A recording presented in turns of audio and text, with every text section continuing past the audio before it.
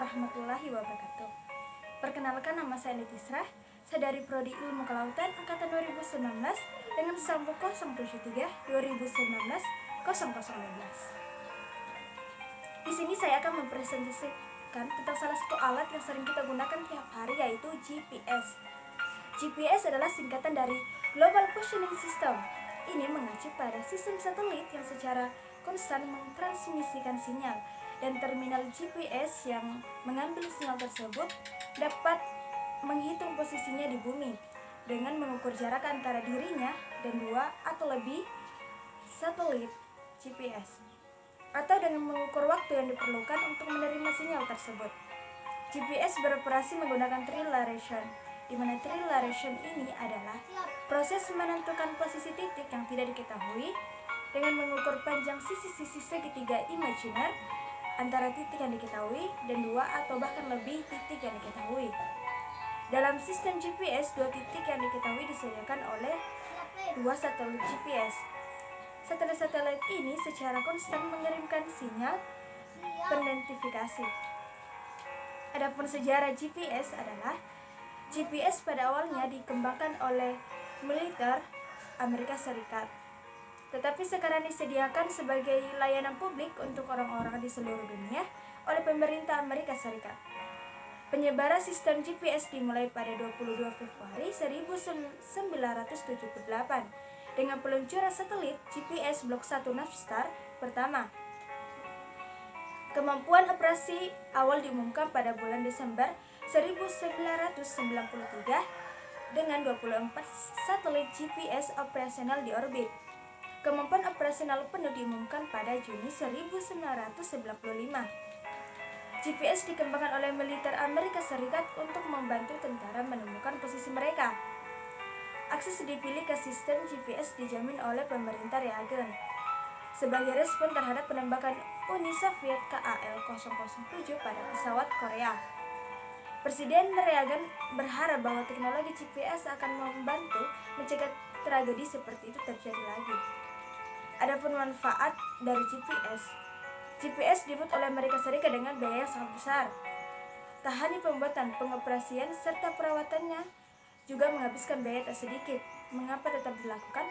Tentunya bukan semata-mata tanpa manfaat, karena ada banyak sekali manfaat yang dapat kamu temukan dari sistem navigasi bagi masyarakat seluruh dunia.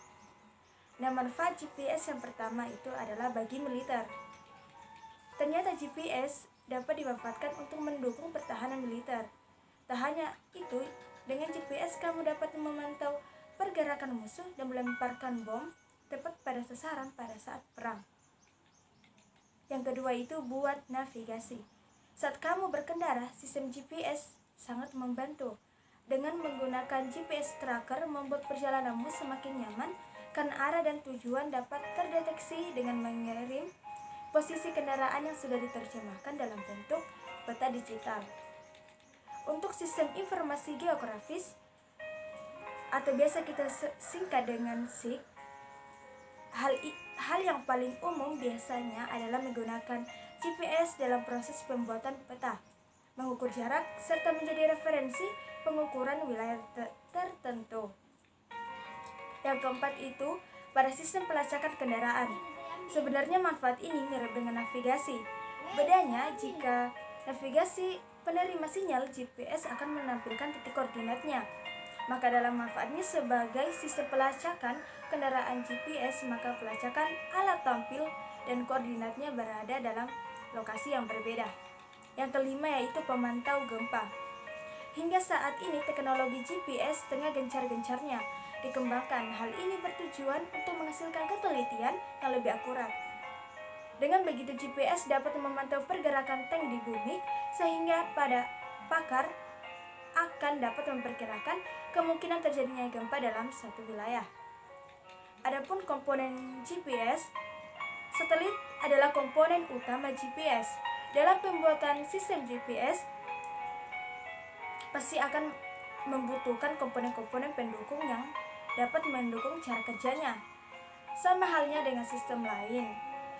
Komponen pendukung untuk menjalankan sistem GPS ini antara lain yang pertama, satelit. Satelit merupakan komponen yang sangat penting dimiliki oleh GPS. Dengan menggunakan satelit, posisi permukaan bumi dapat diketahui dengan sangat jelas. Hal ini membuat GPS dapat menampilkan gambar lokasi dengan detail yang jelas dan akurat ketika satelit berfungsi dengan baik.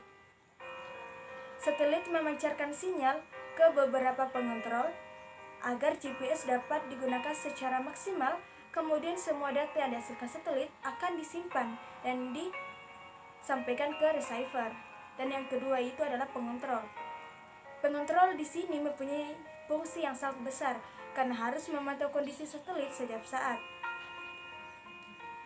Pengendalian satelit memantau kondisi satelit saat ini. Pengendalian satelit sepenuhnya dipegang oleh komponen pengontrol ini. Nah, dengan dilakukannya pengontrolan, satelit secara berkala dapat mengetahui kondisi terkini agar informasi yang dihasilkan satelit dapat diterima oleh pengontrol. Jadi bisa kita bayangkan dong bagaimana besarnya peran pengontrol dalam sistem GPS. Yang ketiga itu adalah receiver. Receiver ini bertugas untuk mengolah data yang dihasilkan satelit. Data dan informasi ini selanjutnya akan diterjemahkan dalam bentuk letak, posisi, serta koordinatnya suatu wilayah yang dapat diakses melalui smartphone. Receiver adalah komponen terakhir untuk melihat beberapa kuat kemampuan satelit memberikan kemudahan bagi kita. Tentu jika dicermati peran receiver ini sangat penting karena memproses data dan informasi yang diterima dari satelit agar dapat diakses oleh penggunanya. Sistem GPS mempunyai manfaat dan komponen yang penting dijadikan visualisasi yang bisa diakses menggunakan smartphone. Oleh karena itu, GPS sangat diperlukan dalam berbagai aspek kehidupan. Dengan menggunakan GPS, aktivitas kamu akan semakin mudah dan terbantu, terutama untuk pencarian tempat dan lokasi. Dan yang terakhir itu adalah aplikasi dalam bidang ilmu kelautan dan perikanan. Dalam studi oceanografi, dengan GPS buoy system digunakan diantaranya untuk penentuan fase lepas pantai, studi pola arus, tsunami, AYIs, dan lain-lain. GPS mampu memberikan ketelitian posisi sampai dengan ketelitian cm hingga milimeter. Untuk mencapai ketelitian yang tinggi, dengan menggunakan GPS dalam studi GPS buoy system digunakan metode kinematik diferensial, baik itu secara real time, RTK, maupun cinematic post processing. Untuk beberapa kasus biasanya digunakan diferensial GPS atau bisa disingkat dengan ZGPS. Nah, itulah pembahasan kita mulai dari latar belakang GPS sampai pada aplikasi dalam bidang ilmu kelautan dan perikanan. Jangan pernah menggunakan sistem ini dengan hal-hal yang negatif. Lebih baik untuk hal yang lebih produktif. Sekian dari saya. Assalamualaikum warahmatullahi wabarakatuh.